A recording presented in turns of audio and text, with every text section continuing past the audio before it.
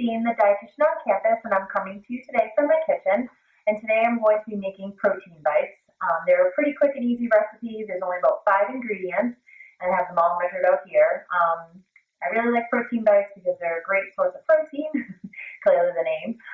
And then I also like them because they're something that you can just grab and go. It's quick and easy. And you just keep them in the refrigerator, or you can also freeze them if you want to. If you make a lot and you want to freeze them, you can do that as well. All right, so we're going to get started.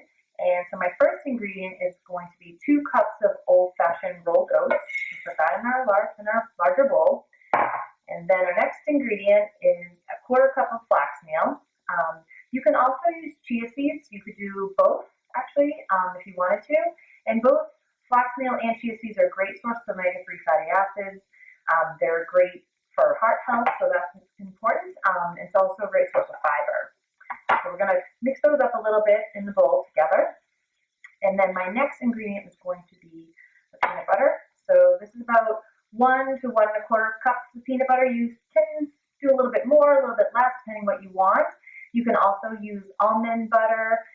You can also use sun nut butter. So if you have a nut allergy, you can use a sun nut butter, and that comes out just as good. So you can use what you have or what you like. So I'm going to scoop the peanut butter in, which obviously is very sticky. So we're going to mix that in.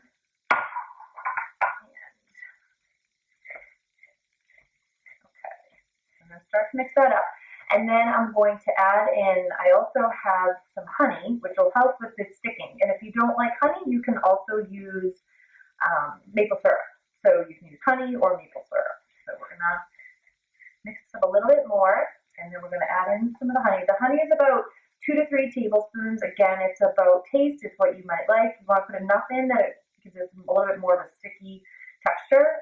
Obviously, the peanut butter or the nut butters do the same thing, but the honey really kind of helps it stick together. So we're going to do that. And then the final ingredient that we have here is chocolate chips, which are one of my favorites. So we're going to add in the chocolate chips, and you can also use raisins or craisins, depending on what you like.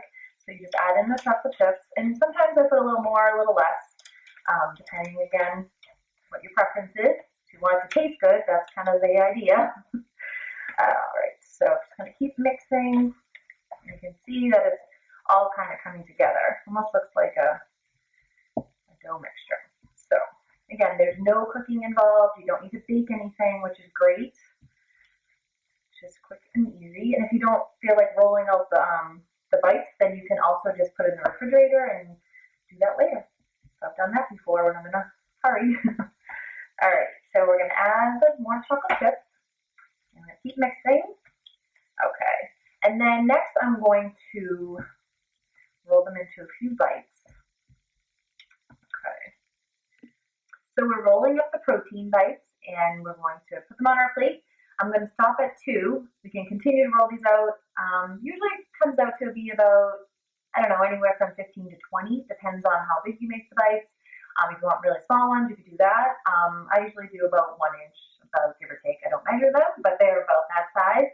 And again, like I mentioned, they can be a great afternoon snack. They can be great for breakfast. You can pair them with a piece of fruit, like an apple or a banana.